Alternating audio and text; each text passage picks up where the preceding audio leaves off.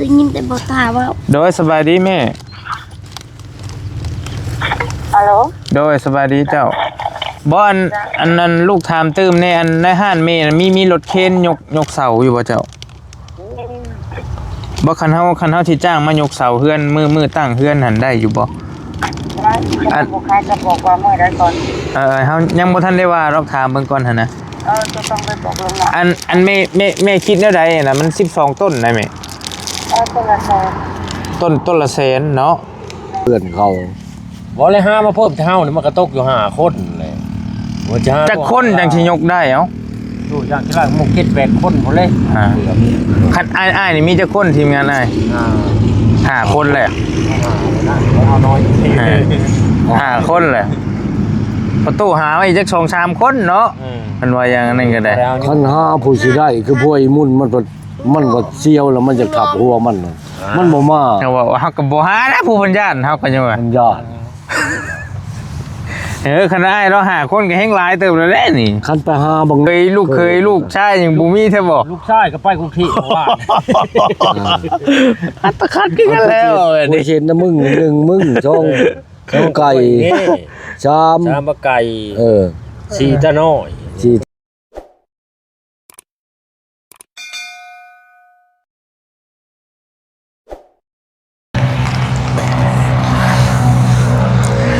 มาพี่น้องมาเปิดภาพเปิดคลิปมาบัดนี้บรีมาอยู่พี่เด้อบัดนี้พี่น้องมาหาสองไอ้น้องมาปักหลาเขาก็น้องบุญทวีพี่น้องเอ้ย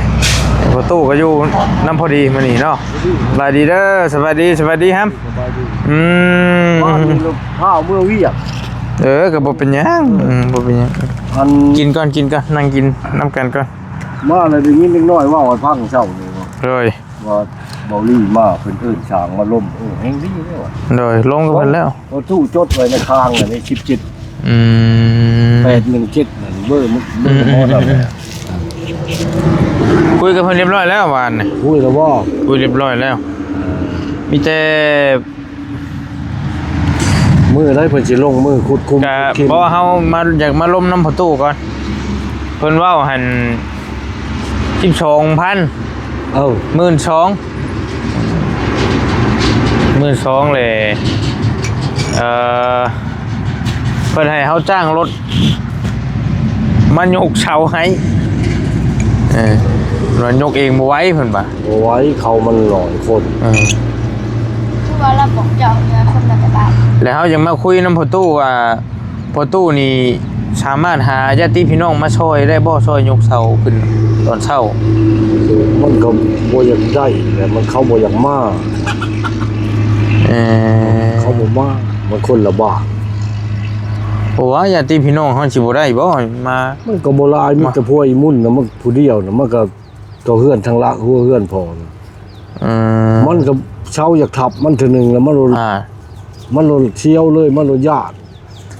วิทย์มันผู้ดีปัดหมวกมันลงเช้าปูนนี่แหละรถเข็นยกแล้วบัดนี้มันเข้าไปโจมมันเช้าอันโตอันเสียวลงใหม่โตตั้งแล้ว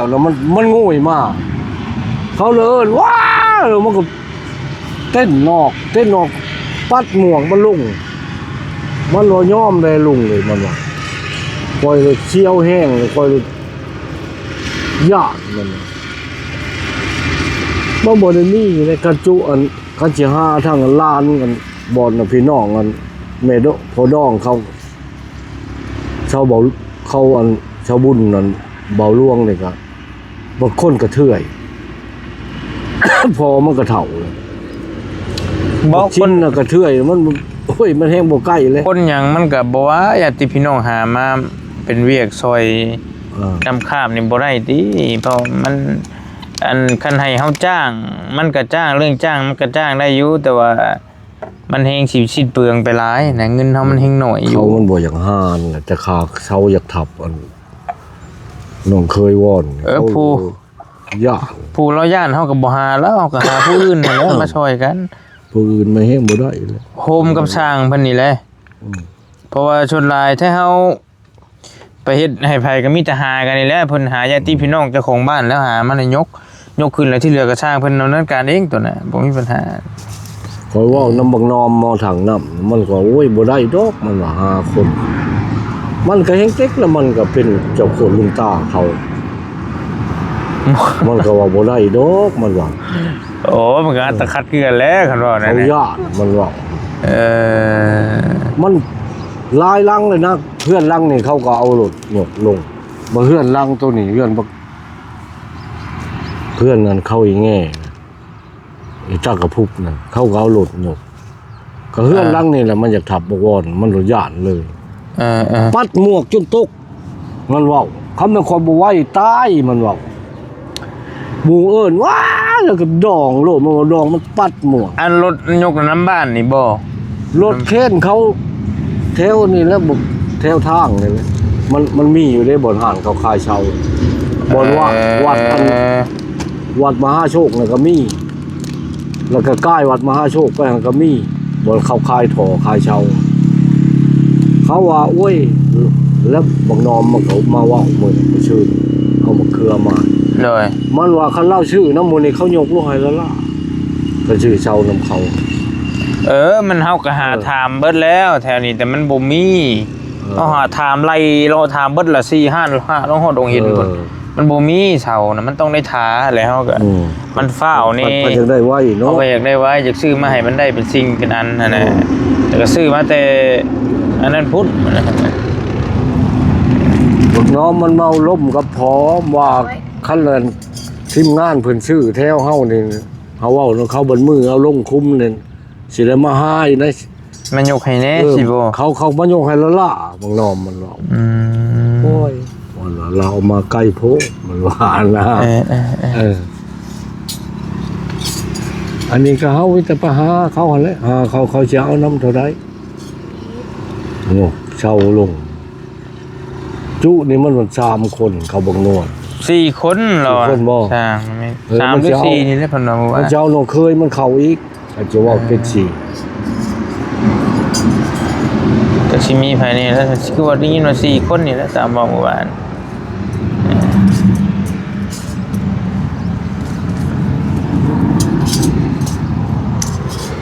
จะหารถยกอีกสิแต่ว่าเราเฮาเว้าว่านนี่ก็เว้าค่าสร้างเฮาก็บ่ได้โตบ่ได้หยังนำเราดอกมีแต่เว้าตอนแรกเราเว้า13ประมาณ12 13ไปต่างซอยกันว่าซั่นแต่ว่า เอาหมอนี่มันมาเว้าน้ำข่อยน่ะไม่กูพาอันเทอันข้านน่ะมันบ่ให้ชื่อมันสิเอาของมันมา แต่ยังบ่ทันได้เว้านำลาวว่านี่ว่าตัวไม่นั่นมี บ่ บ่ เว้าน้ำข่อยแล้วมันว่ามันมีแล้ว คันว่ามีก็ดี มันเว้าแล้วเฮาก็สิเอามาไว้มันว่าเอามาไว้แล้วคงโตก็เว้านั่นแล้วเว้า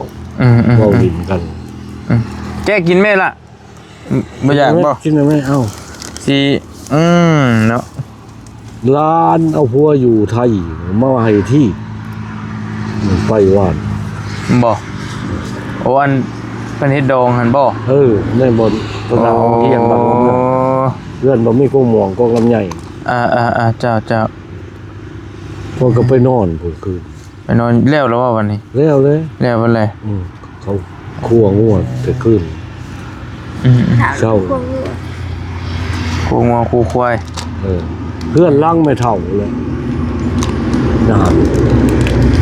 เพื่อนเมีย โอ้เพิ่นเมียไม่ตู้หั่นบ่เพิ่นเมียเจ้าว่าไงจ๊ะ เพื่อนเมียขอยเพื่อนล้างพ่อแม่ใบเบิดแล้วยังแต่ลูกแต่หลานเขาก็ให้เราเมื่อ โดย เมื่อแล้วมีเวียบอกว่าน้ำหีดน้ำคล้องคนเล่าเป็นคนเว่า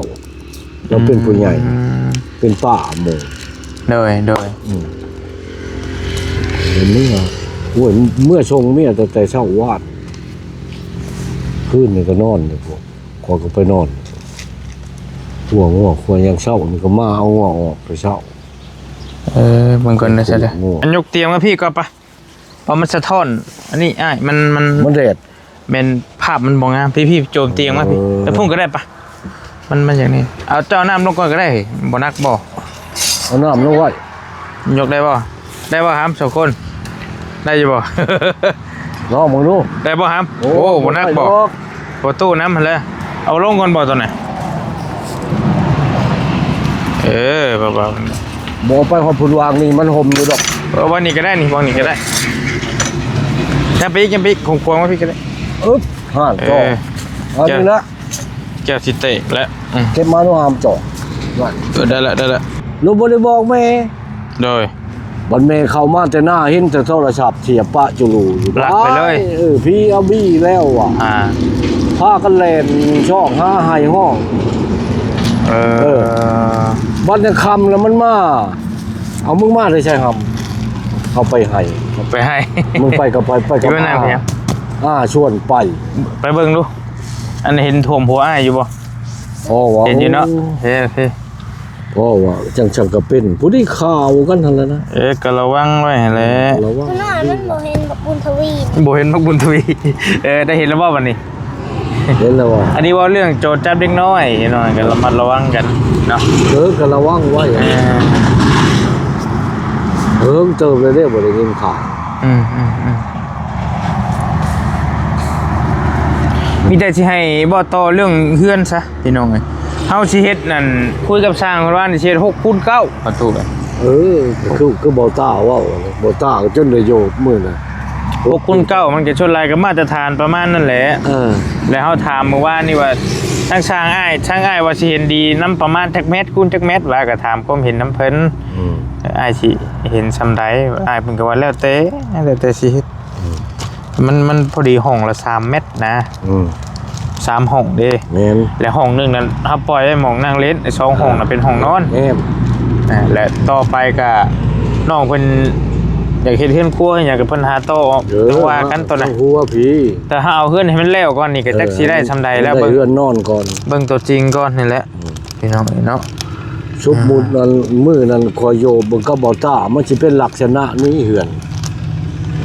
1 2 3มัน4เช้าทั้งด้านตะเวนออกแถวละ4ก็4มาทางด้านนี่มันสิเป็น3เช้าอัน6คนเก่าน่ะอันพอตู้ว่าโอเคอยู่บ่ซั่นราคามันถึกต้นละพันคือเจ้าป่ะตะกี้เฮาว่าใบบาซิโตเพิ่นจักให้มันได้10,000คือประตูว่าเพิ่นว่าจังว่าเพิ่นอันนั้นโพด10,000น่ะมันราคาปีกายนี้ราคาปีกายนี้เขาเฮ็ดเดือนบังเฮาวันนี้เรื่องพี่น้องกันชาวล้วงนั่นแหละเรื่องดองชาวล้วงนั่นแหละตั้งเช่าเรื่องบังเฮาตั้งเช่าเทคาดบัดนี้แหละคันให้พอตู้ต่อน้ำเพิ่นอีกจังหน่อยได้บ่ตู้กล้าต่อบ่โยว้าวกันแล้วก็สิไปต่อบ่ได้มันบ่คือติบ่คือเลยเอายันว่าพอตู้บ่ทันได้เว้าวานนี่ว่ามันก็สิเสียใจเขาแล้ว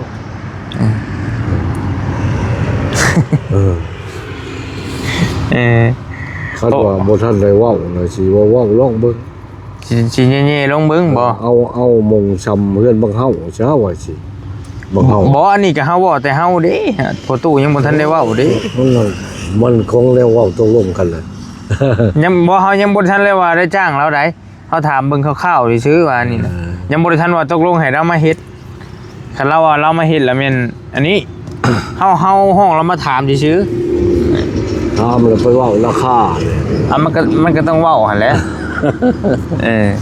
มันก็สิต่อยากแล้วบัดนี้ปัญหามันคือเฮาต้องได้จ้างรถอีกได้อันที่เว้านี่เฮาที่เฮาเก้อไว้นั่นคือเฮาสิมาถามพ่อตู้ว่าให้พ่อตู้หาคนน่ะได้บ่มันบ่ได้เลยพ่อตู้เพิ่นว่าหาบ่ได้คอยมาหาทาบงนอมมันก็ว่ายอมธรรมดาเขาอยู่พี่แล้วหากันมีแต่หน้าไอ้น้องเขาเป็นผู้จับหัวคายบ้ายหัวบัวสู้อันย่อเฮือนนี่ก้มนะคะก็เหือข้อแห้งเขาต้องเว้านั่นกันยกเสาแล้วก็ยาปะอาจารย์เขาเฮ็ดมันเพราะว่าย่อมแหละบางนอมว่าเฮาเฮ็ดมานี่ก็บ่แม่นบ่ได้น้อยแหละแต่มีแต่บ่ได้เคยจ้างรถยกจักเทื่อนะมีแต่ให้เจ้าของบ้านนั่นแล้วหาญาติพี่น้องมาซอยกันยก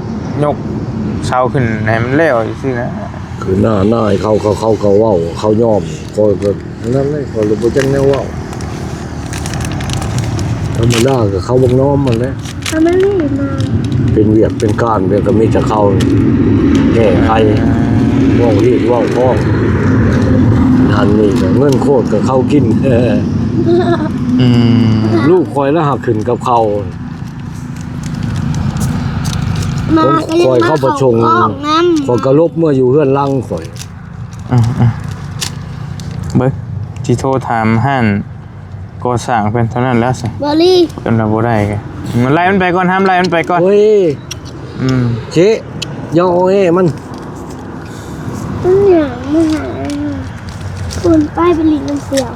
เรามีอยู่รถเคนอยู่บ่วะแค่นี่จะมีครูบอลในบอลวัด โดยสบายดีอ้ายอันที่เฮาไปสร้างทรายกินนี่เด้อบ่เฮาอยากทำมันอ้ายว่าน้ำห้านอ้ายมีรถรถเคนยกเสาอยู่บ่ โอ้บ่มีอ่ะ โอ้เดี๋ยวบ่เป็นหยังซั่นน่ะเพราะว่าคันว่ามีแล้วเฮาว่าอยากจ้างอ้ายมายกเสาให้นี่หั่นนะมือสิได้ยกเสาเฮือนให้เพิ่นโอ้ขอบใจเจ้าขอบใจหลายๆเด้อ บะหมี่ อย่าบังลูกอย่าบังประตูพี่ไม่นั่งไอพี่กันได้ ดังอยู่แจ้ง อีกขั้นนึง ขวัดหุ่นลงมาบาทเลย เชะเอาแล้วเว้ยสิพูดมากพี่เลยนี่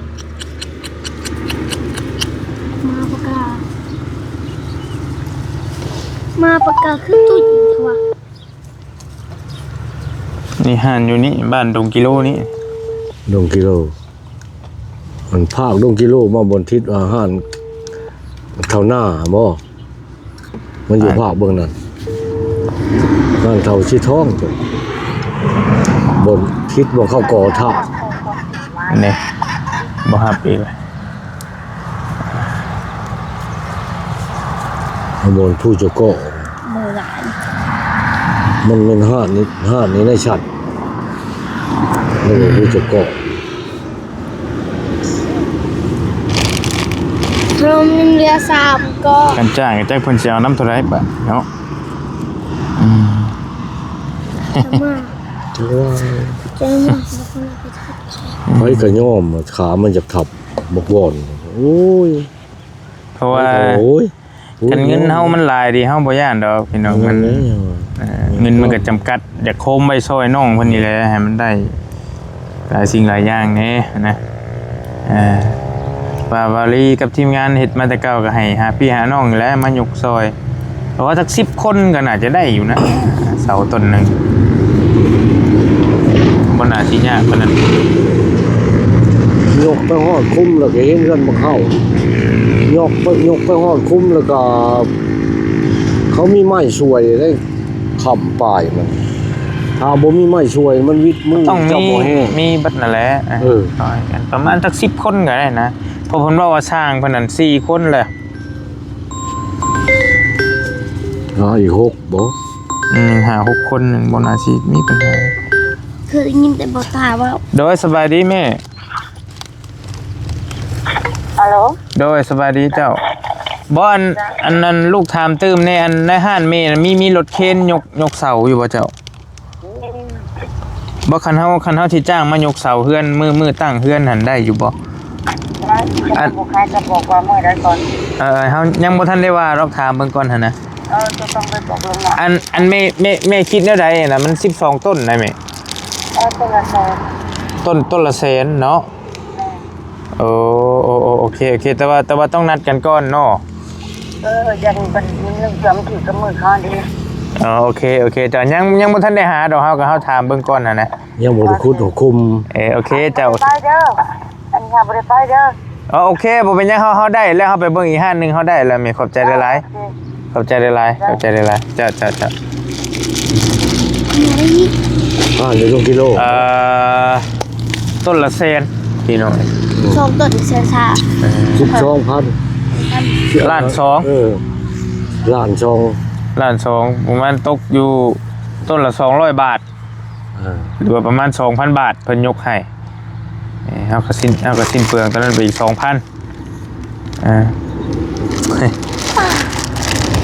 แล้ว 2,000 บาท ล้านสอง รวมกับค่าช่างอีกเป็น 14,000ไปแล้วบัด บนวัดมหาโชคนี่บนคอยเว้าทางเขาวัดมหาโชคก็มีรถห่านบักเลาะ ก็ยับลงไปหั่นแหละนี่ก็หั่นลูกสาวเล่าหั่นบ้านดงกิโลก่อนสิฮอดดงหินก็ได้คือกันต้นละแสนพี่น้อยต้นละแสน คันว่าต้นละแสนแล้วมันต้องแสนหมดของเขตนั่นได้เขาก็เว้ากันแหละ มันก็ซ้ำกันนั่นแหละ มันก็จำกัน สมมุติคือเจ้าชื่อดินบล็อกเนาะสมมุติว่าเขตนี่ลงไปเนาะมันก้อนเท่านั้นเขาก็เท่านั้นคือกัน โอ๊ย เจอประตูหาคนมานำบ่ได้บ่ บ่ได้ แท็กซี่หา น้องนะไปหาไปเองก็บ่ได้ไปซอยเขาหลายปีเพื่อนพวกชาติมัน10ปลายปีแล้วบ่ได้ซอยเขา คันว่ารวมกันกับมันกับทีมงานก็สิมาอยู่ดอกคันหานัดมือนัดวันกันกักนี่นะสิมาซอยนํกันอยู่ยกเสานำนี่พี่น้องก็สิได้อยู่ ชาวเฮือนบักเฮานี่ก็พี่ก้ายนี่เขาเอาคนและย่อเอามันแล่นหาเองหาบ้านเมืองแล้วมันก็ไปซอยเขาก็มาซอยมัน มันต้องเวลามีเวียมีงานมันก็ต้องซอยกัน กล้าชีโต้ กินแล้วว่าเฮ็ดตั้งขึ้นแล้วก็กินข้าวเบี้ยอีกล่างหนึงโอ้ยอมเลยเฮ็ดไปช่าง จะไปกดเบอร์ช่างให้อ้ายดูอาสิลมเราอาสิตกลงกับเรากันเราอยู่เฮือนอยู่บ่ มันบ่ข้างบ่จันโทวัน บ่ได้ข้างนะเราเว้าได้เบิดสิลมเรามาสิโตสัก 11,000 ได้บ่โตเองเนาะ คอยจื้ออยู่เบอร์มัน ชามชูนชาม ว่าต้องได้แบ่งไปจ้างรถอีกเด้อ เก้า พี่น้อง ชูน 817จนจื้อกระเป๋า สิให้กันว่าได้แล้วให้เพิ่นมาครึ่งมาอันนี้ มือตุ้ม ฮะ ทอดไข่อยู่ ไผ เป็นในสิทอดไข่ไปชื่อไข่ จะมีไข่หรือบ่ นี่เลย ทอดไข่ติ ยังบ่ทันทอดยังบ่ได้ดังไข่ จะได้ไข่มาได้ใช่หาม ไปชื่อเอา ชื่ออยู่ห้านเขานี่ถ้ามันอยู่เฮือนนะมันมาเนี่ยนะมาลมกัน ก็คืออยู่ มารุมน้ำก็ไอ้เรามากกับไอ้เรามากกับมากกันแล้วแต่เมื่อวานเราก็ย่างข้าวเดียวเราก็ย่างมาทำไมดีแต่ว่าน้ำการชิโตน้ำอีกจัก1,000นี่นะจางซอยลูกซอยหลานนี่แหละ บอกว่าได้จ้างรถมาโยกเนาะ แม่นต้องได้จ้างรถมาโยกอีกเด้ เออ โดยสบายดีเจ้า โอ้สวัสดี อันเฮา ไม่ใช่ บาลีน่ะอยู่เฮือนอยู่บ่ เจ้าอยู่ในเรือนนะ อัน ยางมาพี่ ย่างมาหานี่ก็มันเฮือนน้องบุญทวีเนี่ยประตูเราจักว่านะ จังหน่อยโดย มามันบ่ได้ไกล ให้มาว่านะ ไก่หนึ่ง มาช่วยกันต่อน้ำเล่าให้แล้วแต่ถ้าว่าปุ๊บมันราคาปกติอยู่แล้วอันนี้จุมเฮาจ้างต้นละ1,000 นี่ อยู่ใช้กับเพิ่นเอาประมาณนี้มาตรฐานแต่บัดนี้บัดราคานี่น่ะคือเฮาบ่ได้จ้างรถยก แล้วบัดนี้มันต้องได้จ้างรถมายกได้บัดนี้พี่น้องมันก็เลย มันบ่ได้เสียเฮือเฮงเราอีกกะสิ หลานชอง กะสิต่อน้ำช้าเอาจัก 11,000ช้าสิแบ่งกันคนละครึ่งซะแล้วสิตอนนั้นเฮาก็จะว่ากันนั่นมันก็ง่ายมันก็ปลอดภัยคือประตูว่าก็เข้าใจอยู่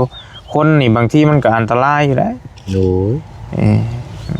มันเสามันเป็นนักๆทับบานนึงก็เรียบร้อยแล้วแหละ โอ้ยครับใช่ก็เรียบร้อย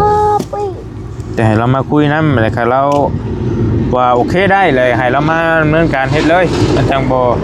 เสียเวลาพี่น้องมาขุดคุมมาครึ่งเลยเนาะ ถอกกันปอกกันเปื้อนไว้แล้ว โดย เพื่อมันแข็งกับช่องช้ำมือจะเอาเช่าลงได้ จังค่อยเฮ็ดไป แต่เท้าถอกมือนี่มืออื่นยังเอาเช่าลงบ่ได้แล้วมันยังออกเดี๋ยวกี่ไร่ช้ำ ต้องหามื้อหาวันข้างนี้แล้วว่าประตู ก็ได้ หรือว่ายกมือใดก็ได้บ่ถือบ่ทั้งปี ถือคือกัน มืองาม เอาจะว่ามันก็มืองามมันก็มีอยู่แล้วมันเดือน4 เดี๋ยวนี้ยกได้แล้วอ่ะ ก็ได้อะไร แต่ว่าต้องหามื้อเนาะ มือ แต่เฮมจะเอาไม้จะค้ำบ่นั่นเนาะนี่แห แห้ ละ มแล้วนะเดี๋ยวนี้ เฮมแล้ว เฮมเดี๋ยวเด้อ อ้าวมื้อนี้แฮม10 คำแล้ว 10 คำแล้ว 10 คำแล้วเฮาสิเอามง14นี่ก็ดีอันน่ะ13นี่ก็ดีมันสิบ่ทันได้เผื่อขุดคุมกันเทกันเปื้อนมันก็3มื้อ เบิ่งบ่เป็นหยังเบิ่งตัวจริงก่อนคุยกัน เดี๋ย บ่ วรอเราเลยนะ บ่พาไปได้ก็ได้ เดี๋ยวเรา ขี่รถจักรบ่ คือนะ 10 คำมื้อนี้ หนา นะ สิแมน วันศุกร์ ซอยอ้ายโตนี่เด้อขอเด้อ1,000นึงนั่นล่ะ เด็กนามา ก็ เอามาเลย คนละครึ่งนั่นแหละต่างช่วยลูกช่วยหลานนี่แหละเฮ็ดได้ช่วยกันคันซั่นก็คันมันเฮิงก็แม่นเฮาสิไปเวียกทางอื่นก่อนพี่น้องสิไปเซโปนก่อนแล้วจะมื้อใดก็จังนัดกันเพราะว่าให้มันต้องให้พ่อตู้นี่ละหามื้อนี่แหละหามื้องาม มื้อก็วันที่29แล้วแหละมื้องามวันศุกร์ วันที่29บ่ถึกจะค่ำตู้ เบิ่ง28นี่มื้อดับมันออกใหม่คำหนึ่งมื้อ เอาไม้คำนึงรถเนาะโอเค เอาใหม่คำหนึ่งวันที่29ลูกมันสิทันบ่ บ่ทันก็เลื่อนไปอีกก็ได้ คันใกล้วันที่29คันใกล้คำหนึ่งแล้ว3คำ3คำลูกงาม มาแล้ว ถ้ามาเฮาฮู้มื้อแล้วเฮาก็สินัดทาง รถยกอีกทีนึงจะเพิ่นมามันว่าง เดือนนี้มัน30เลยเนาะเดือน31มัน31วันที่29วันที่28 แม่น31 29นี่เอาใหม่คำหนึ่ง พี่สวัสดีอ้ายพี่มัน30เนี่ยช่องคำ เป็นใบเรียน 31มื้อ3คำมื้อ3คำ31 มือวันที่31เลยบ่ อัน3คำน่ะนะ ป้ามาสิหึงบ่ติบ่ เอาวันนี้เลยคันว่า31 มื้อนี้วันที่23 เออ ยังอีก6 มื้อ7 มื้ออาทิตย์นึงเอาสบายดีได้เด้อสบายดี FC เนี่ย สบายดี สบายดีบ่กูคนเพิ่นยังล้มเรื่องตั้งเฮือนนี่แหล้ว เอาตั้งเครื่องสิเอามือได้แล้วก็มีแต่เพิ่นเอาชายอันยังมาแล้วก็ เฮา จะเห็นกันเปื้อนมันแล้ว คุ ก่ ด อน คุม มันสำคัญ เทกันเพื่อนเนาะเทนี่3วันบ่ได้เจ้าเซาลงได้ อันยังไงมันแข็งแหน่ คนแดงมันก็บ่ เออ วันมันลงได้ 2วันอย่าบ่ได้3วัน บ่คืนนี้ ยังได้ อันนั้นก็แล้วจังว่ากันคืนนี้เฮามาคุยกับพ่อตู้คือเฮาว่าก็ว่าแหละไอ้เรื่องหาคนมาซอยยก มีแต่ให้เพิ่นแหละหาอาจารย์คอยผู้รับจ้างอาหาร มันบ่ได้ เขาจะเอาแนว เฮา ใหม่ ก็ยอมเลย ๆ เฮาก็ชิบปลายปีแล้วบ่เป็นผู้เพื่อนเขา บ่เลยหามาเพิ่มเท่านี่มันก็ตกอยู่5คนเลยว่าจะหา จักคนจังสิยกได้เอ้า ดูอย่างที่ล่างหมู่7-8คนหมดเลย คันอ้ายนี่มีจักคนทีมงานอ้าย5คนแหละ เอาน้อย 5คนแหละประตูหาไว้จัก 2-3 คนเนาะมันว่าอย่างนั้นก็ได้ คันหาผู้สิได้คือพวกไอ้มุ่นมันบ่เสียวแล้วมันจะขับหัวมันน่ะมันบ่มา แต่ว่าเฮาก็บ่หานะผู้บัญญาณเฮาก็ยังว่า มันยาก คันอ้ายเราหาคนก็แฮงหลายเติบแล้วแหละนี่ คันไปหาบังนอมอย่าให้มันหาคนมันว่าบ่ได้บ่ว่ายอมมันให้หารถยกมันว่าบ่ได้นะหาคนยอมแล้วมันว่าข่อยอีกคมก็มันโทรมาใส่ลุงนอมเนาะเจ้าก็หาคนให้เฮาขอเพิ่งเจ้าได้ดู แม่เจ้าฮู้หรือบ่ ฮู้ คุยกันเลย ว่าหาคนนั่นน่ะกว่าพอได้ยกเสาลงคุ้มบังนอมมันก็ว่าโอ้ยยอมนะบ่ได้มันเว้ามันก็มาหาเฮา ดำคนว่าติเนาะพี่น้องมัน มันยกน้ำข้าวนี่นะ ยกตั้ง ยกตั้งที่เหลือก็ให้ช่างเพิ่น มาแล้วก็ยก จัดการเองนะ ยกตั้งก็นักก็จิ้มเบี้ยนแล้วก็ เพราะว่าเมื่อวานนี่เฮาคุยกับไม้ทำคร่าวๆซื้อว่าสิเฮ็ดแนวใดจังได๋สิคันว่าสิจ้างหรือสิอ้ายสิเอาเท่าใดยังบ่ได้ตกลงว่าสิจ้างแล้วพี่น้องแล้วก็มาคุยกันสรุปแล้วบ่ได้บ่หาพอตู้หาบ่ได้คนยก โยอย่าบ่ได้แล้วไปก็บ่มาคันผู้ใกล้ชิดกับผู้ไอ้มุ่นมันก็บ่มามันยาก คือพวกเนี่ยก็สิมากันกับพ้องคนใกล้ๆนึงเขาหาคนหลายหาคนไม่เรียกกันหมด คนก็มันอยู่ในทีมงานมึงแล้วตัวนี้ประมาณ8คนประมาณ8คน อีก3คนนะนี่ทั้งหมดนี่อีก3คนนึงแล้วพวกชาววังนี่แล้วก็สิบ่มา ที่ ที่ ห่านเขาบอลสิ อันตะขัดแล้วไผก็สิบ่มาพอตู้ เขาบางนอมนี่ก็จังมันสิมาหายจักครั้งคงไปหามันแหละมันว่าบ่ได้นะมันว่า พอตู้ไปเว้าแล้วติ เว้ากับมัน มันมานั่นนี่อ้อมเครือมา เครื่องหมายเขาว่า เอาอย่าอันนั้นแหละอย่า ขยกเนี่ยเกิน บางนอมมันยอมเลยก็สิเฮ็ดได้ ดำ3เม็ดนี่ก็มองหาว่าคนก็บ่ได้คนมันเช่า4เม็ด 4เมตร4ไปหาชีพผู้ใดนี่ฮะ เองยาวย าวเด้อ พอได้ใส่ไม้หมองไม้แมวข้างใน คัน เฮ็ดไว้โลดไม่แมวชองอัน โอ้แนวบ่เลยเฮ็ดหาเราจับคนเลย มันก็ยาก กู นี่ สิ แห เฮ็ด ละ เองมันไม่จังไผกูมันก็มันบ่ได้เขาบ่เว้าน้ำบ่ไก่มันไม่จังไผมันใหญ่แน่ชองลำมันตัดมาเฮ็ดลูก เพราะมันมีแค่นำเมนูนะ เออ ยันเขา ไม่กูเอาแต่ไม่จ่ายแล้วมาให้อันดิกูบ่ได้บอกกูคิดว่ากูเอามาไว้มันต้องได้จ่ายเช่านี่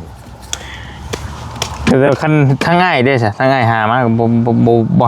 หามาก็ติ ผมมันบ่มีบ่ผู้ที่ห้าผู้ที่มานำกันบ่มาหมดซะผม มาหมดจุบ่อนเคย ลูกเคยลูกชายยังบ่มีแท้บ่ ลูกชายก็ไปกรุงเทพว่า อัตคัดคือกันแล้ว กูเห็นนะมึงหนึ่งมึงช่องไก่ชาม สามบะไก่ สี 4ตะน้อย สีตะนอก หมดไปเลยเด้หาบักดอนเบิดดอนนอกนี่ เบิดเลยไอ้นอกมันมาเลยนี่มัน โอ้ยเว้ย ไปนอกเอ็นมาหมดเนาะ คันเฮาผู้ชิงหาได้บัดพวกไอ้มุ่นมันก็อุ้ยโลด ย่านเช้าทับอันไหนกันแหละ มันเชี่ยวเทื่อนึงแล้วมันว่าแล้วคอยบ่วิทย์ใต้มันว่า ทีมงานชุมเฮาก็หลายคนอยู่คันว่ายกเช้าเทบ่คันได้ยก อ่ะก็สิเจ้ามาเช่าก็เอาเช่าเลย เช่า เบอมันบ่เช้าแล้วจังถามนะเดี๋ยวนี้นะบ้านไกล 7 กับ 8 โมงนี่แหละ เพื่อมาฮอดเด้ เป็นชั่วโมงปลายก็ได้เผื่ออันนั้นนี่กัน 7 กับ 8นี่แหละให้มันฮอด8 โมง 8 โมงฮอดไปแล้วก็ย่อได้ยามมันนั่นมาฮอดยามได้ย่อยามนั่นนะมาฮอด6 โมงก็ย่อ7 โมงก็ได้ มีแต่ที่นี่เขาโทรถามห้านอันรถยกเสาข้าวๆเบิ่งนี่แล้วเขาก็เลยก็มาปรึกษา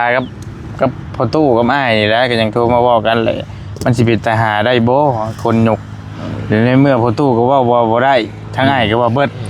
เบิดแล้วเบิดจะหาคนมีแต่ไอ้น้องมันเบิด เพิ่นว่านะต้นละแสนถ้าเฮาจ้างเพิ่นมายกหั่นนะ มันถึงล้านช่อง ล้านสอง พัน แล้วเฮาอยากว่าน้ำไม้นี่ถ้าว่าให้เฮาจ้างรถมายกหั่นคนละครึ่งได้บ่และเหลือ 11,000 ให้มันเรือชีวิต ได้บ่ชุมไม้ก็บ่ต้องได้ยกหยัง มีแต่เอารถบาท เฮาสิ ถามหมู่ก็น้ำเดียวกันเลย เฮาอันนั้นคนละครึ่งทางนะว่าซั่นซะแล้วเฮาขอน้ำไม้นั่นให้มันเหลือ 11,000และเจ้าบ่ต้องออกให้งานหยังเรื่องยกเสาหั่นนะเฮาสิโทรรถมายกเลยก็ต่างว่าออกกันคนละครึ่งซะว่าง่ายซะ กันคิดไรนี่ซะชิปช่องนั่นเพิ่นคอนะมึง1,000 ก็แม่นมันก็600,000เด้คนละพันนั่นแหละ เพิ่นก็ออก1,000เป็น2,000มึงก็ยังแต่11 คอนำกันนั่นน่ะ มันงบเฮาซอยน้องเฮามันก็บ่หลายมันก็จำกัดน่ะนะก็ต่างว่าซอยกัน ได้จ้าง ก็ ร จั ถ งว่า มาคุยนำอ้ายว่าสิว่าแนวใดมันพอไปพอคันว่าบ่นั่นก็หาคนมาพอตู้เพิ่นว่าแล้วก็ว่าโยมทั้งนั้นทั้งนี้ก็ว่าโยม กูสิได้กันซะพวกไอ้มุ่นก็ถามมันก่อนผู้ใกล้ชิด นายาก ไปหาผู้อื่นมันก็เข้าก็ เพราะว่าเฮาซอยมานี่ก็โอ้ยหลายหลังนับบ่ถ้วนแหละแต่ว่าส่วนหลายก็มีแต่ยกเอาหั่นแหละหาพี่น้องมาเขาพอได้นะทางอื่นพอได้ บน บ่ได้เคยจ้างรถยกจักเทื่อดอก บนเข้าซ้ำมาขี้กันแต่เก่าบ้านเฮาตะกี้เนาะนวล มันว่าเพียงก็ว่าใต้ตะงึดแนวเดียวนะ เนาะ คันนั้นจะหาเข้ามาย่อใส่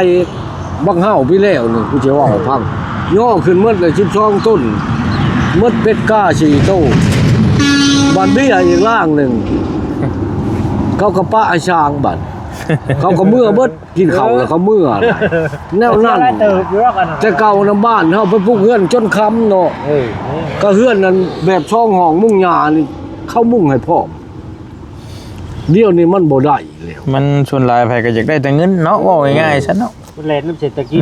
เขามาคิดไหลนี่นะ น้ำใจมันอย่าคายากแหละซุมื้อ เขามาคิดไหลธุรกิจเขาไปตัดอ้อยเนี่ยได้มื้อหนึง2แสนนี่ เขา นะ ว่าไปแนวใหม่มึงลูกเนี่ยดี เขาไปตัดอ้อยนี่ได้100มัดก็ได้2แสนเขาไปเว้านั่นน่ะ บอกเพียงรู้ด้วยการเห็นเรียกได้ ยอม เออ ซอยก็เทศว่าถูกเขาบอกเขา แต่เก่านั้นโยเขาได้เฮ็ดผู้ใดแล้วก็น่าว่าเลยไม่เนาะตะกี้เพื่อนในครูบุญทัน โดย เล่าบ่ได้จ้างเลยมีแต่นาว่านเอาเลยก็เอาจนตะเว้นตกข้าคำตะเว้นแดงผู้เจ้าเฮือนว่า บ่ต้องเมื่อเด้อมื้อนี้กินข้าวจังเมื่อก็ได้เมาจนหมดตะเว้นไหนมันแนวนั้นไหน กัน เดี๋ยวนี้มันบ่ได้ แต่เงี้ย เขามากินไรเอาไปตันอ้อยได้มือช่องแสนมายกกันมาเฮ็ดน้ำเจ้าเลยบ่ได้จักกี่เพราะได้แต่กินจะปาก มีนะเพิ่นว่าเงินทองหาได้น้ำใจหายากเนาะหายากไอ้พี่น้อง พ่อก็เว้าความจริงนี่แหละ มีแต่นั่นแหละลองโทรปรึกษากันเบิ่งว่าเพราะว่าชุมไม้ก็บ่ต้องได้ออกให้งานโตยกเช้านี้หั่นนะก็ต่างหาต่างช่วยกันแล้วเฮ็ดได้ เขามายกให้มันผัด สบาย หนึ่งมาเฮากับมันก็บ่เชี่ยวแห้ง ปลอดภัยเฮาอีก ปลอดภัยเขาว่ามันคอยกขึ้น ถ้าเฮาก็บ่ได้เคยจ้างยกจักเทื่อดอกโทรถามเรากินนี่เราว่าได้อยู่ต้นละแสนเราพอดีล้านปลายล้าน2 งานช่องก็ถึง 2,000 ถือ2,000 บาทก็ยังว่าคนละครึ่งนะเราครึ่งนึงเฮาครึ่งอันครึ่งนึงได้ๆซั่นถ้าได้ว่าโอเคแหละ11,000แหละเฮ็ดก็แม่นบื้นได้มีเวลามันมื้อใดก็แม่นมาลุยรถมาครึ่งมาขุดคุมให้รถได้เลย เขาบอกเขาว่าได้นั่นน่ะบอกมือ แม่น มื้อใดว่างไหนมาเฮ็ดรถ เอาว่านั่นแล้วเดี๋ยวทุกคนที่มาคุดคุ้มเลยที่เจ้าจะเอาทรายกับพี่น้ำมาพูด เดี๋ยวสั่งมาให้ตัวนั้นบ่ยาก พูดแล้วก็เป็นที่มือนั้นเราได้ของหลายคนบ่ได้เฮิงได้เห็ด มันก็ใจอยู่แล้ว ดินอันนี้ก็ร้อนนี่เนาะ คุดจะได้คุดลูกคุ้งดินเมืองบ่ได้ พูดเลย ให้มันฮอดดินตัวนี้นี่ บ่ฮานป้าเนี่ยมันหยุบลง อย่ามันเช ยุบมาแล้วนี่น้ำบ่ทันได้ถึกเด้นี่ดิน บ่ทันถึง ใช่ จะ มัน ดี คุ้งคุดกระเทือแล้วมันคุ้งดินเมืองบ่ได้มันจังได้คุดลงคุ้งดินเมืองบ่ได้อาจสิก่อขึ้นก็จักว่าสิชูหรือสิตำของก็ลืมเบิ่งแอวมัน 70 ขาด ไปย่างไปเบิ่งก่อน แอวมัน70กูแทกแล้ว ประตูละสิ แต่หูขาดลง ตอนนี้ดินลงกว่านี่ก็บ่แม่น5-60ผมบอกนี่แต่ดิน โยมันมีละ50 ขอมันสิขึ้นน้อยหนึ่งนั่นเดี๋ยวชอบมันสิพ่นคาดมันสิถอคาดติ้งกูจะได้ไร สิบ่ได้ใช้ผ้าเช่ากูจัก สิบ่ได้ก่อฮอดอันฟ้าเช้าช่ำติ เอาเบิ่งก้อนเนาะ มัน เอาลงไป แล้ แล้ว ว ผู้คาดนั่นแหละ สมมุติว่า คาดกับไร สมมุติว่าหูคาดมันอยู่นี่เนาะอยู่บ่อเขียวๆนี่เจ้าเอาลงไปในดินอมเนี่ยนี่แล้วมันก็เทคานแล้วแหละบ่ได้ก่อแล้วผ้าเช่า มันเล่นมีแต่ขุดดินเป็นห้องครับ ขุดดินเป็นห้องแล้วก็เอาไม้กุผ้ามาใจไม้แบบมาใจก็เทคาน แต่ แล้ว ว่าพวกไม้แบบมันยังมีเองอยู่แม่นบ่มีบ่ บ่แล้วไม่นั่นน่ะบ่มีใหม่อันนั้นน่ะ ห่าน บ่ไม่สิเป็ดน่ะได้ไม่เป๊ะน่ะมันบ่มี ห่าน นี่นะ ประตูเพิ่นว่ามี เมื่อวานเดี๋ยวเขามีมา ว้าวไปอีกแล้ว มันมีมาแตกบ่มี คนละเรื่องอีกแล้ว เอามาเล่าแต่บิดว่ามี ตีบ่มีเขาไปหลอกโอ้ยหมุนหมดเลยเจ้าบ่ไปตาม เขาบ่ได้ถามว่าเนี่ยประตูเรามีเบิดห่าน ได้แต่ไม่สิเป็ดน่ะขอยจะมาเฮ็ดคอกมันละได้มันสิ เอ็ดอันที่อันขอบกิตาไฟนี่ ขอบมันสิมาต่อกันนะไม่ขาดไม่บ่ยาก ชิบเลยชื่อแม่แป้นนี่ค่ะ อีกเลย มันแตก ของบ่ไก่เลยบ่มีบ่ไม้กุผ้า ก็ถามเบิ้งไผมีทีมงานเจ้าน่ะมัน เอามาเอาเขาตั้งซอย ใหญ่เทือดเบิ่งว่าบ่มีของมันก็ได้มันก็ไปยืมเอาห้องวัด วัดก็ยืมมันวัดยืมกันได้ กำลังแล้วอะไรก็ได้ดิ อันแล้วจังถามเขามึงว่า ผมพอตู้แล้วว่ามีอยู่ทุกบ้านน่ะมีบ่ต้องชื่อไม่แบบว่ะ มีว่ะ แต่มีตัวมีแล้วไปเบิ่ง ผมไปเบิ่งแล้วมันแตกเบิด จะใส่พี่ช่าง กุผ้าเก่า โอ้ย ใส่มาทางสู้เฮือนเขาก็ทางซองลังป้าถิ่มมากระบิดกระบี้เอาไปมันหมดเลย เฮ็ดเฮือนได้ช่องลังแหละทำไมแบบ ไม่แบบ สำหรับไม่แบบมันต้องจักแผ่นมันนี่จังสิอันนั้น ขอยังตามเอาแล้วบาทเดียวก็ มันก็หลายครับว่าอยากประหยัดเงินนี่ก็จัก4แผ่นเนาะ เช้ามงทีหรือ8แผ่นก็ว่านะก็ได้ เพนแล้วมันเป็นเซนบ่ไม่เป็นก็ได้ มันเก่าแต่เขาชิป ทางชุมเฮาบ่ชื่อหรืออ้ายชื่อ บ่เละกับเจ้า หา เจ้าบ่เลยเนาะ มันแห้งจี ว่าแห้งรุดลงแล้วบ่ มันแห้งสิเปลืองไปอีกแม่นแล้วอ่ะตู้คงมาตู้เว้าน้ำเฮาข้างในแล้วว่าหาชุมอ้ายแต่บ่ต้องได้ชื่อไม่แบบพอเรา เด็กนักไปอีกว่านี่ มันพอกันสิซอยบ่ครับมันไปเบิ่งเขาบัด ไปเบิ่ง บ่มีคือ บ่ไปกวดเบิ่งแล้วพอมันแตก แล้ว น้ำ ทำไมชินน้ำมาต่อคอกมันละได้ไม่ชิน กะมังแล้วบัดนี้ ทำไมสมัยเป็นนั่นแหละมันบ่มีชื่ออาม่าเวียนก็จักบ่ร้ายก็จักมุก8แผ่นบ่พอเฮากัดไปเฮาที่ปัตตานีการวางมือใหม่เฮาก็ถอดออกถอดมาใส่ข้างตรงนี้เห็นแล้วนั่นเฮาเห็นพวกความประหยัดได้นี่เขาว่าประหยัดเป็นซ้ำชางเห็นแล้วมันจักแล้ววันนี้ตีขอกโป๊ะ โอ้มันก็เข้าใจอยู่อันนี้ว่าพูดเพื่อใช้ความประหยัด บ่สักชีเพนก็ได้ติเฮา สีเพนชุดโม่เฮา อ๋อมันสิบ่ชุดเฮานึงเนาะ มันก็บ่ชุด มันต้องได้โตกันออกไป บ่ อีก ชุดเลยคงว่าเขาสิเอามาทางนี้6มันบอกไปทางนั้น9 ไม่เป็นแบบมี4เม็ด5เม็ด เดี๋ยว6แผ่นก็คันนี้มันชุดแล้วนะมันยังมีชุด 5-6แผ่นเนาะ มันชุดแล้วหนึ่งซะแล้วยาวมัน9เม็ดนี่8เม็ดมาค6ำมันมีไม้แบบเก่ายังว่าสิเจ้าเอามา โอ้ไม่แบบเก่า บ่เฮ็ดอยู่โรงบางย่างนี่บ่มี บ่ จังว่าหั่นแหละ เปลี่ยนอะไรแกสิถามเบิ่งให้อยู่แต่ว่าเฮาแย่มันบ่เหลือแล้วป่านนี้ทางนั้นก็ได้ เขาได้ทีมแล้วมันทีม มันเท่าไรเดือนแล้วแต่เท่าไรเดือน มัน แล้ว เด้งกระเดือมันก็บ่เป็นตาใส่แล้วฟาดตัวตึกทีมันก็บ่เป็นเฮาสิตอกพุ่นแหละ เท่าไรเดือนแล้วอันไหนก็ได้ โอ้ย คันมีมันก็บ่ยากดอกคันนั้นก็ เอาจักมาปานแม่กุ้งนี่เห็นไหมกูผ้า แล้วที่มันก็ต้องได้ให้เจ้าป่าอยู่ได้ตู้ไว้นี่อันนี้ก็มันจะประหยัดไม่คิดแปด ประหยัดงบซอยกันบัดเลย บัตรชุดหลังคามันพุ่นดอก บัดราคาเห็นไหม48ได้อยู่ดอก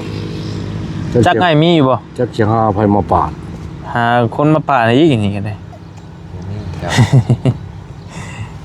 ไผอยู่บ้านเฮานี่ปาดใหม่คักนี่ ในบ้านมันมีปูนนั่นน่ะเขาบ่ได้กระโดดปาดใหม่ปาด ก็บักดำรงเพิ่นอยู่ปุ๊หน้าทิศบ่เขื่อนบ้านตะนำผมมันบ่มาเลยเขาไม่ลายแล้วเขามาคันไม่ย่าง ปกกระเทินเนาะอันนี้ก็ได้ มันบ่ได้หนัก บักดำรงน่ะมันหนักต่อยเลยได้ไม่ย่าง ครับว่าเขาลงวัดสิจ้างนี่ก็ว่าบ่ได้ถือประสบเขาบ่มีเวียกเขาเฮ็ดก็มี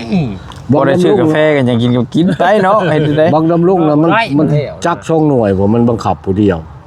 มันเฮ็ดไม่ย่าง เขาเฮ็ดอันนี้ตั้งเขาเฮ็ดรับจ้างนี่อันนี้เจ้าก็เดิน ไม่48มันได้มา8มื้อนึง8 17นี่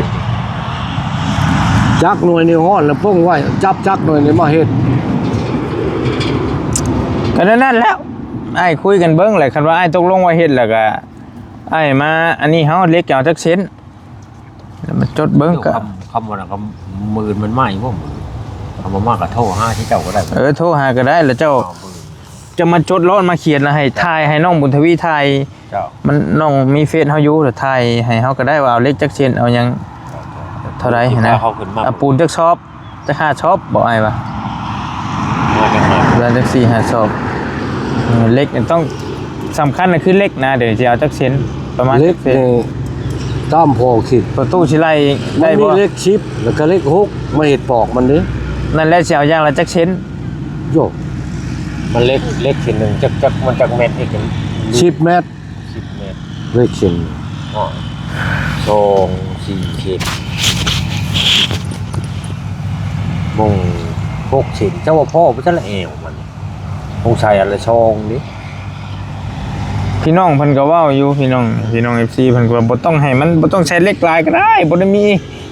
แผ่นดินไหวอิหยังมากมายหรอกบ้านเฮา สมมุติว่าฮู้คาดมันแน่นี่เนาะ 4 เฮาสิใช้ตัวนี้กับตัวนี้ปะสอง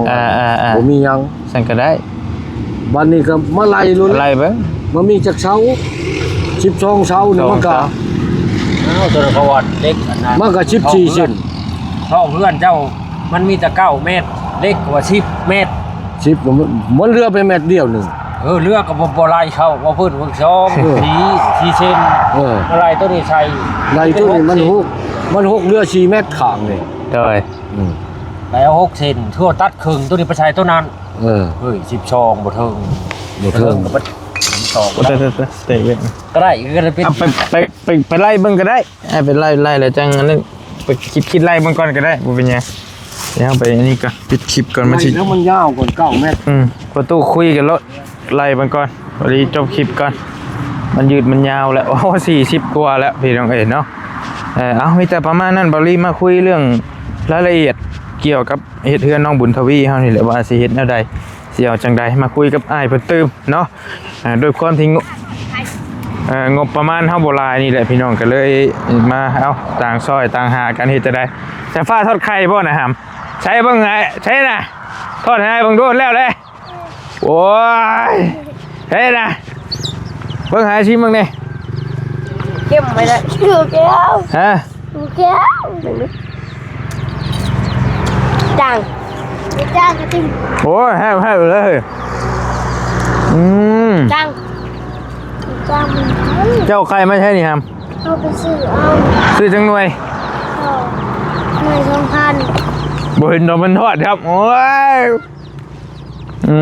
มันไปปะอยู่ก่อน พวกนั้นมันถึงไก่ห้อนนะลูกนะกินตัวกินเป็นทอดไข่ปะ น้องบรี ฮะ ยังไม่เห็นตำทอด อาบริจังมื้อหน้าก็จะให้ทอดให้เบิ่งมีแต่ประมาณนี้เด้อพี่น้องมีความรู้ความเห็นใดแล้วก็แสดงมาเพิ่มเติมกันได้เนาะสำหรับเรือน้องบุญทวีเท่านี้ไปสำหรับคลิปนี้บริขออนุญาตจบคลิปปิดคลิปไปเพียงซ้ำนี้ก่อนอยู่ดีมีแห้งโชคมาร่ำรวยมาปรึกษากับพ่อตู้เพิ่นหาคนมายกมาโยนมันก็อยากยากแล้วก็มาว่าเรื่องจ้างรถมายกไปช่องมันก็อยากยากน้อยนึงเนาะก็ต่อละคนราคากับอ้ายแล้วแหละต่างซอยกันคนละครึ่งซะว่าซั่นเอาอยู่ดีมีแห้งสวัสดีครับเดี๋ยวจังว่ากันโอเค ตาบอกว่าพดน้ำจัก ไผ ตา พดน้ำปลาไว้นี่ ตาบอกว่าพดน้ำไม่ใช่เลย บอกรถเพิ่นเหยียบเด้มันกันเน้นป้าพี่น้องเลยจังว่ากันโดย